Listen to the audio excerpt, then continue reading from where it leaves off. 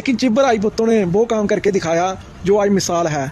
आज भारत पाकिस्तान क्या पूरी दुनिया में कोई नहीं कर सकता। इनके लॉ मिनिस्टर सराय आलमगीर से, ये फारूक साहब वही नहीं? हाँ जी, मर्डर कर दिए गए थे बेदर्दी से। एक इंतहाई तो वहीं चौधरी महमूद फरूक जो कि सराय आलमगीर के एमपी थे, उनसे पहले राजपूत बरादरी से एमपी थे जिसका नाम था बशरत राजा।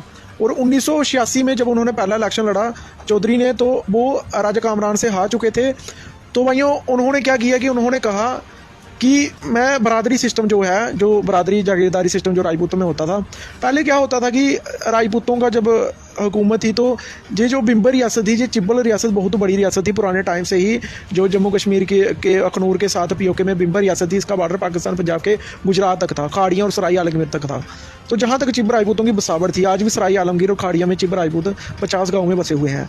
तो इस इलाके में ये सिस्टम था कि राजपूतों के घरों से कोई भी शादी वगैरह जो करनी होती थी तो घोड़ों पर नहीं जा सकता था, वो नहीं कर सकता। जो भी सिस्टम था, मतलब राजपूतों के समान बैठते नहीं थे, नीचे बैठा करते थे। मतलब राजपूतों की बहुत ज़्यादा रिस्पेक्ट की जाती थी, सभी बरादरी जितनी भी है। वो जो कि जट समाज से था, तो उसने बोला कि मैं ये सिस्टम ख़त्म कर दूंगा और हम सभी इकट्ठा मिलकर चलेंगे, जो इलाके की तरक्की होगी। राजपूतों ने बात मान ली, ठीक है अगर तरक्की करनी है तो जो हमारा पुराने टाइम से सिस्टम चल ही आ रहा है तो चलो इसको भी ख़त्म कर देते हैं।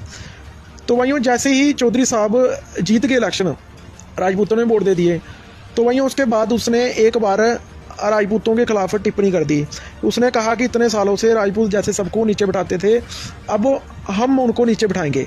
तो वहीं जैसे ही ये बात चली, पता चली हम तो सिर्फ भाषण देते हैं, राज्यों ने वहाँ के चिब्बर राज्य थे, अणखी थे, सूरमे थे।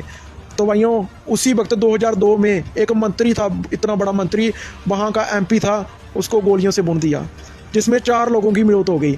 आज भी आप उसकी विकिपीडिया में जाकर देखो तो किस तरह से आज भी वहाँ पर वो देखकर पूरा पाकिस्तान तक हिल गया था।